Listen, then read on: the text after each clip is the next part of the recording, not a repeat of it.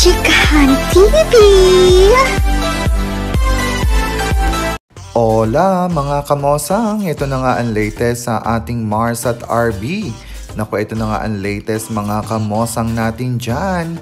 Sumulat nga or tinag nga itong ating Mars ni Rico Blanco sa kanyang Instagram na kung saan nga ay ito nga ang kanyang sinabi talaga namang nakakakilig at syempre nakaka-proud. Ito nga at may caption pang, sa tamis at tabang, di pa kakawalan sa bagong music video nga ng ating Mars.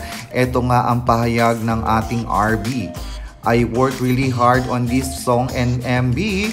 She is becoming more and more comfortable as a singer, songwriter. For this song, she had this incredible chorus melody and idea, and we collaborated to finish the rest of the song.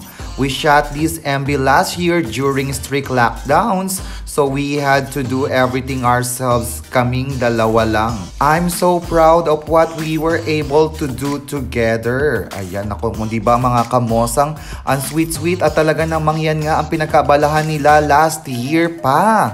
Diba, ang sweet naman mga kamosang, kaya naman, gora na tayo sa YouTube channel ng ating Mars at stream na natin ang Di Pa Kakawalan.